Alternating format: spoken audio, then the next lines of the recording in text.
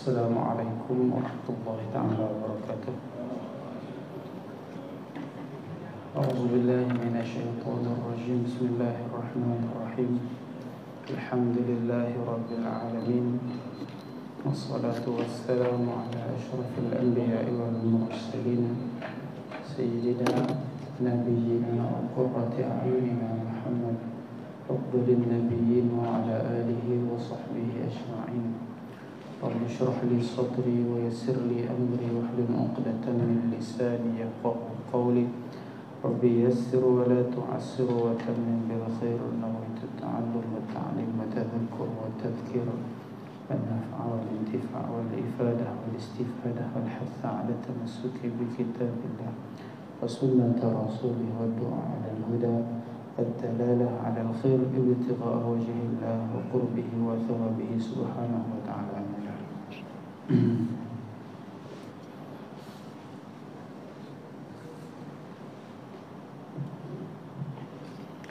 Alhamdulillah, kita sambung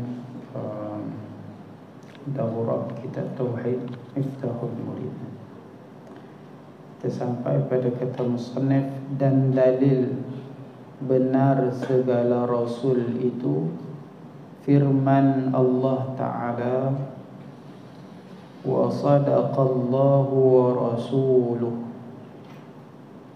Artinya telah benar Allah dan Rasulnya. Surah Al-Ahzab ayat yang ke-22. Jadi kita sampai kepada bahagian yang kedua yang kita sebut sebagai bahagian kenabian. Kitab Tauhid dipecahkan kepada tiga secara asasnya, iaitu bahagian yang pertama yang paling panjang selalunya, iaitu bahagian menceritakan bab-bab ketuhanan, hukum hakam yang bersangkut paut dengan sifat Tuhan. Bahagian yang kedua, hukum hakam yang bersangkut paut dengan kenabian. Dan bahagian yang ketiga, iaitu yang bersangkut paut dengan sesuatu yang ghaibiyat, sam'iyat, benda yang kita dengar tapi kita tak pernah tengok, macam syurga dan neraka dan sebagainya. Di dalam kitab ni dia hanya sebut sepintas lalu sahaja bahagian yang ketiga. Dan sekarang bahagian yang kedua. Bahagian yang kedua bahagian daripada kenabian.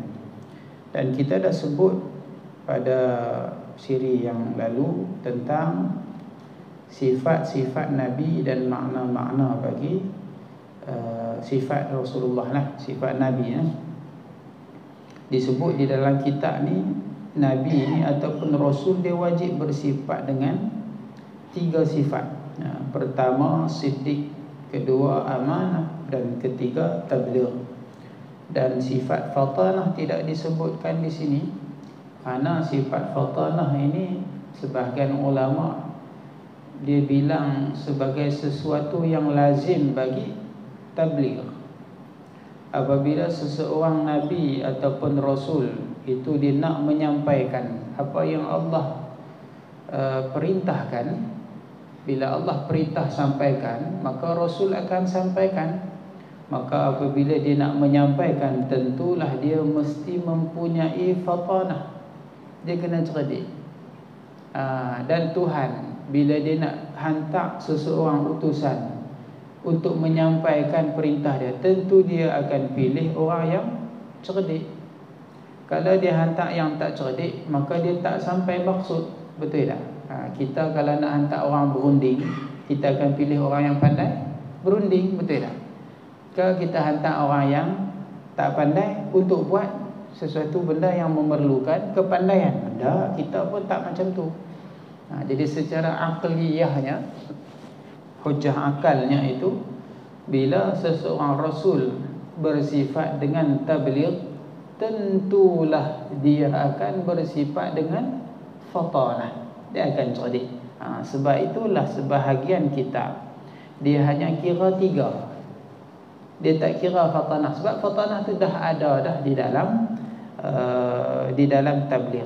Dan sebahagian ulama juga kata tabligh pun dah termasuk di dalam amanah. Apabila disebut amanah, maka tentulah ada sifat tabligh. Apa amanah yang kita sebut kemarin? Amanah ni, Nabi dia tak buat apa yang Tuhan larang. Itu yang dimaksudkan dengan amanah. Bermakna ketika Allah perintahkan suruh sampai sesuatu, secara automatik para anbiya dia akan sampaikan, kerana dia bersifat dengan amanah. Jadi tabligh ini pun termasuk, terkandung juga di dalam amanah. Cuma di dalam ilmu tauhid ni dia tidak memada dengan lazim begitu. Maka dia akan bilang satu-satu. Pertama siddiq, kedua amanah, dan ketiga tabligh. Mana dalil dia? Dalil yang pertama, Nabi bersifat dengan apa? Siddiq. Dalam ayat Al-Quran, sadaqallahu wa rasuluhu. Ini ayat dia ambil tengah-tengah, dia ambil sikit saja. Iaitu apa? Telah benar Allah dan Rasul. Ini pengakuan Allah sendiri. Pengakuan Allah sendiri. Dan dari segi hujah akalnya, hujah aklinya, kalaulah Nabi bersifat dusta, maka itu adalah suatu yang mustahil. Kenapa Nabi mustahil untuk bersifat dengan dusta? Karena kalau Nabi bersifat dengan dusta, bermakna Tuhan salah memilih utusan. Tuhan suruh sampaikan apa yang dia bagi tahu, tiba-tiba Nabi pergi bagi tahu benda yang lain, maknanya dia berdusta. Itu bermaknanya apa? Tuhan silap pilih orang. Jadi adakah boleh diterima akal Tuhan yang maha agung, yang mempunyai kebijaksanaan, yang mempunyai ilmu, tiba-tiba salah dalam memilih? Kita ialah, kita kadang-kadang mesti pilih salah, pasal kita tak tahu orang macam mana. Kita ingat bagus, pilih-pilih jadi tak bagus. Kita boleh silap, tapi Tuhan tak mungkin silap. Dan lagi pula, Tuhan menyuruh kita mengikut Rasul. Rasul ini uswatun hasanah. Nabi ini ikutan, contoh tauladan. Dan di antara benda yang Tuhan larang adalah berdusta, berbohong. Jadi kalau disuruh ikut Nabi dan Nabi pula berbohong, dia tidak benar. Bermakna Tuhan suruh kita berbohong sama. Maka bercanggah pula dengan benda-benda yang lain, hadis-hadis yang lain, ayat-ayat yang lain yang Tuhan melarang kita ini berdusta. Jadi bercanggah. Sebab itu mustahil Nabi berbohong. Kalau Nabi berbohong, bermakna kita pun disuruh berbohong, kerana Nabi ini contoh tauladan. Itu dalilnya. Dan Allah perkuatkan dengan apa yang kita sebut kemarin, iaitu mukjizat. Itu tanda kata Allah berkenan kepada seorang utusannya. Allah hantar utusan dan Allah bagi mukjizat. Kita pun kalau kita nak hantar utusan, apa tanda bahawa utusan itu memang daripada kita? Tentu kita akan beri tanda. Kerajaan, kalau dia punya utusan apa dia? Contoh, kalau penguat kuasa, polis dan sebagainya, dia ada apa? Tentu dia ada lencana, ada uniform dan sebagainya. Dia kena ada tanda lah. Kalau tidak, semua masing-masing boleh cakap saya utusan raja. Dia main-main kat kita, dia main, ada seorang lagi main masjid ni, dia kata saya utusan daripada Sultan Perak. Lepas tu kita tanya mana tanda dia? Dia kata jangan cakap banyak, aku utusan raja. Hang kena dengar cakap aku. Bukan jenis lagu tu. Kalau dia mengaku dia utusan, dia kena ada tanda. Rasul, dia bila dia datang berdakwah, dia akan mengaku bahawa dia utusan Allah. Maka mana tanda bahawa dia utusan Allah? Di antaranya Allah beri kepada dia mukjizat. Dan mukjizat Nabi yang kita sebut ni banyak. Mukjizat ni apa? Perkara yang melanggar adat, ataupun dipanggil perkara yang mencari adat, merosakkan adat. Kebiasaan adat tak boleh berlaku begitu, tapi berlaku. Itu dipanggil mukjizat. Kalau benda yang mencarikan adat berlaku pada seorang nabi dipanggil mukjizat. Tapi kalau berlaku pada seorang wali kita panggil karamah, keramat. Kalau berlaku pada siapa lagi? Orang kafir dipanggil sihir. Kalau berlaku kepada ahli maksiat dipanggil istidraj ataupun ihanah. Nama dia berbeza tapi benda yang sama. Kalau seseorang tu dia boleh terbang atas angin, jalan atas air, kita jangan heran lagi, tengok dulu dia siapa. Asal jalan atas air wali terus kan? Belum tentu. Tengok dululah. Kalau dia orang saleh, boleh jadi dia dipanggil ma'unah. Kalau benda yang pelik berlaku kepada orang beriman, itu kita panggil apa? Ma'unah. Ma'unah ni bantuan Allah.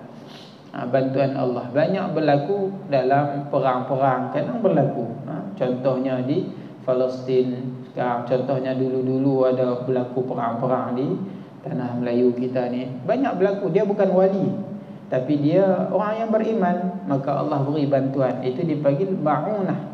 Bukan kumpulan al-ma'unah tu tak. Ma'unah istilah bantuan yang Allah berikan. Kita pun kadang-kadang kita duk rajin sedekah ke orang. Contohlah tiba-tiba berlaku aksiden, kereta remuk, kita keluar steady lah, boleh pergi makan roti canai kat gerai sebelah. Kereta ni jadi pakai buruk, tak jadi apa-apa tadi pun, tak jadi apa-apa. Itu dipanggil apa? Ma'unah. Pada adatnya kalau kereta dah jadi macam kain buruk tu, tayar pun dah tak jadi kosong, jadi 8. Tayar daripada bulat tu jadi nombor 8. Itu secara adatnya mustahil selamat daripada dia. Tapi tengok-tengok daripada dia mana, duk minum kopi kat kedai sebelah, tunggu ambulan mai lambat dia tapi minum kopi tu. Ini bermakna ma'unah, bantuan dari Allah. Tapi kalau dia waliullah, kita panggil kita panggil keramat. Orang fasik pun boleh. Orang fasik pun boleh. Orang fasik namanya apa? Istidraj. Ada orang dia mayang pun tidak sangat pun, tapi dia boleh buat benda pelik-pelik. Jangan heran. Jangan heran kalau kadang-kadang kita pergi jumpa Tok Bomoh, dia hembus sekali lega. Kita main kat Tok Imam semalam 3 jam, Tok Imam jampi, tak jadi apa. Itu Tok Imam. Tak jadi apa, jampi 3 jam dia baca Quran duk istria situ. Bawa pergi seorang Tok Bomoh ni pakai cap dia, selak pendek kadang-kadang. Dia main-main, dia tepuk kepala orang tu sekali, hilang biji. Orang ini hebat lagi dari Tok Imam. Tak, jangan heran benda tu. Benda tu bukan satu kemuliaan. Itu dipanggil istidraj. Istidraj ni dia boleh jadi benda-benda yang pelik. Ada sebahagian orang dia boleh dia tarik tu, keluar batu kat tangan dia. Nak ambillah batu ni, dia kata rebus batu ni, minum lega. Batu main mana tak tahu, batu belakang rumah dia. Ada jenis bomoh tu, bomoh batu. Berubat apa pun keluar batu. Tarik apa pun batu je yang keluar. Sebab dia punya apa nama spesialis dia batu. Ada macam tu kan. Tiap-tiap kali dia tarik keluar batu. Dia penyakit apa pun kadang dia tarik keluar batu. Itu spesialis batu lah. Kalau dia orang soleh, soleh lah. Ini saya cerita masalah kalau yang soleh, yang tidak soleh. Jadi kita jangan heran kadang-kadang istidraj. Istidraj ni apa? Allah nak bagi dia lagi lupa, lagi jauh. Dia dah dalam keadaan maksiat, dia dah dalam keadaan yang tak baik, dia tak taat pada Allah, tapi Allah duk bagi juga kepada dia. Allah izinkan juga berlaku hak pelik-pelik kat dia. Allah bagi juga nikmat-nikmat kepada dia. Itu dipanggil istidraj. Istidraj bukan benda yang baik, tapi istidraj ni dia macam kita umpan ayam supaya kita nak cekup dia. Kita nak tangkap ayam macam mana? Jamu dulu kan. Jamu lagi ayam tu makan kali-kali, kita cekup. Habis kena sembelih raya ni. Jadi ada orang yang macam tu. Allah bagi, dia lupa dia kali, dia rasa dia macam orang yang istimewa, dia lupa pada Tuhan, dia lupa ibadah. Akhirnya satu hari Allah akan rentak cabut dia. Itu dipanggil istidraj. Ada juga suatu yang Allah memang nak hinakan dia di dunia. Di dunia lagi Allah nak hinakan. Tapi ajaib juga. Ajaib dia Allah nak menghina. Itu kita panggil apa? Ihanah. Ihanah ni penghinaan. Contoh yang berlaku pada Musailamatul Kadzdzab. Musailamah dia mengaku jadi nabi. Dia mengaku jadi nabi. Bila orang tanya mana mukjizat kamu, dia kata boleh aku pun ada juga. Tapi rupa-rupanya mukjizat dia terbalik. Apa yang dia buat berlaku sebaliknya. Dia pernah ludah kat telaga. Nak bagi telaga tu air jadi banyak, dia ludah-ludah kering telaga tu. Ada sahabat-sahabat dia kata Muhammad kalau dia ludah dalam telaga air tak ada, naik air.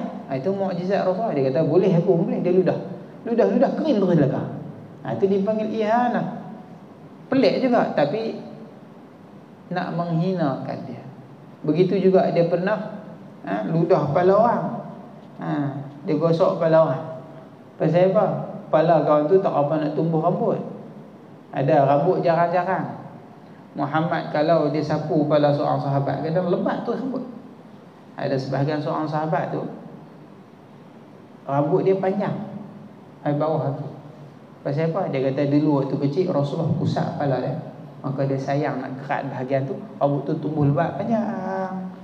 Rambut yang Rasulullah usap tu hitam sampai ketua. Rambut hak lain beruban lebih. Hak lain tumbuh beruban. Tapi rambut yang Rasulullah usap di kepala tumbuh tak beruban sampai ketua dan panjang. Dia kata sayang, haknya aku tak mau kerat sebab Rasulullah usap. Tu Rasulullah. Musailamah pun dia usap ke? Botak terus kepala kau tu. Ada orang yang sakit mata, Musailamah ludah, buta terus mata kau tu. Itu dipanggil hina, penghinaan. Rasulullah kalau orang sakit mata mai, Rasulullah ludah, celik cerah. Sayyidina Ali pernah sakit mata dalam satu perang. Mai jumpa Rasulullah, Rasulullah ludah biji mata Sayyidina Ali. Terus terang, lebih terang daripada mata yang tak sakit. Sayyidina Ali dua-dua dia sakit mata dua-dua. Ada sahabat lain yang matanya terkelak, biji terkelak, dia bawa pergi perang, terkelak macam tu. Mata dia terkelak, ya Rasulullah mata terkelak. Sahabat lain kata, "Mas kami nak kerat." Dia kata, jangan kerat dia dah, aku nak bawa jumpa Rasulullah. Rasulullah kata apa? Nak kalau sabar dapat syurga. Rasulullah kata kalau sabar dapat syurga. Rasulullah tak terus bagi elok mata. Rasulullah kata kalau sabar. Balasan juga, ya Rasulullah, dia kata saya ada isteri kat rumah. Kalau saya balik dia tengok mata tak ada sebelah ni, kesian kata. Isteri saya dah segak, balik-balik lagi dia tengok saya mata tak ada, kesian lah kat dia, ya Rasulullah. Rasulullah kata tak apa mai, masukkan balik mata. Dan ya Rasulullah nak minta syurga juga. Walaupun mata dah masuk, ya Rasulullah nak syurga. Tadi Rasulullah dah sabarlah nanti dapat juga. Ni sahabat ni cerdik, dia minta dah dunia pun dia minta, akhirat pun dia minta. Mata apa dia nak cantik balik, syurga apa dia nak. Rasulullah pun doa pada dia. Itu sahabat Rasulullah, lega, tak gaduh pergi hospital pantai. Rasulullah masuk macam tu saja. Itu mukjizat Rasulullah. Tapi Musailamah ni banyak juga benda yang dia buat jadi menyalahi, tapi sebaliknya dipanggil ihanah, penghinaan. Orang kafir pun jadi. Orang kafir kan, kalau zaman saya dulu, cik-cik dulu lah, tengok TV dulu, ada rancangan-rancangan cerita magic ni kan. Ada magic yang silap mata, dia trik saja, dia tipu. Dia tipu je. Padahal kita tak nampak. Tapi ada sebahagian magic tu dia guna sihir, dia guna jin. Contoh saya duk tengok dulu-dulu ni, lapis-lapis ni semua tengok ni, tahu. David Copperfield kan, David Blaine. David Copperfield tu dia boleh hilangkan kapal terbang kan. Dia lengkong orang keliling, pegang tangan, pokoklah kapal terbang tu hilang, lari tak, pegang tangan keliling, pusing kapal terbang. Dia buat sekali, hilang kapal terbang, besar tu kapal terbang. Kalau hilang teko Aladdin tu boleh ke kecil, kapal terbang boleh hilang. Dia buat pakai jin. Dia guna sihir. David Blaine dia pernah korek jantung dia.